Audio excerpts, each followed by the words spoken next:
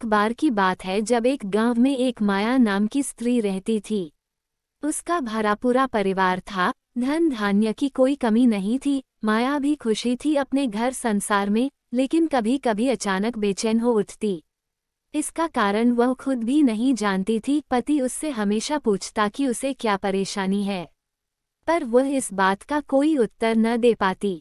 तीनों ही बच्चे बड़े हो गए थे, तीनों ही किशोरावस्था में थे। अब उनकी रुचि के विषय अपने पिता के विचारों से ज्यादा मेल खाते। वे ज्यादातर समय अपने पिता, टीवी और दोस्तों के साथ बिताते। माया चाहती थी कि उसके तीनों बेटे उसके साथ कुछ समय बिताएं, पर उनकी रुचियां कुछ अलग थीं। अब वे तीनों ही बच्चे नहीं रह गए थे, धीरे धीरे वे पुरुष बनते जा रहे थे। एक सुबह माया ने अपने पति से कहा, क्या मेरी खुशी के लिए आप कुछ करेंगे?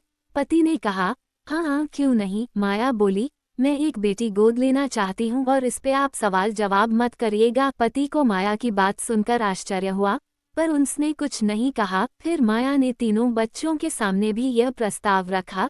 किसी ने कोई आपत्ति तो नहीं की, पर सबके मन में सवाल था, क्यों? जल्द ही माया ने 1.5 महीने की एक प्यारी सी बच्ची अनाथ आश्रम से गोद ले ली।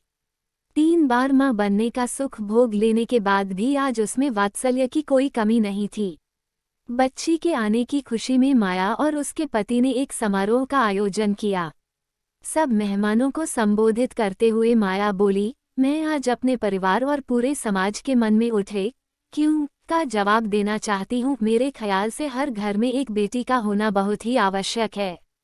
बेटी के स्नेह और अपनेपन की शीतलता ही घर के सभी लोगों को एक दूसरे से बांधे रखती है। 3 बेटे होने के बावजूद मैं संतुष्ट नहीं थी। मैं स्वयं की परछाई इनमें से किसी में नहीं ढूंढ पाती। बेटी शक्ति है, सृजन का स्रोत है। मुझे दुखी नहीं, पीड़ा भी होती है जब मैं देखती हूँ कि किसी स्त्री ने अपने भ्रूण की हत्या बेटी होने के कारण कर दी। मैं समझती हूँ कि मेरे पति का वंश जरूर मेरे ये तीनों बेटे बढ़ाएंगे, पर मेरे मातृत्व का वंश तो एक बेटी ही बढ़ा सकती है।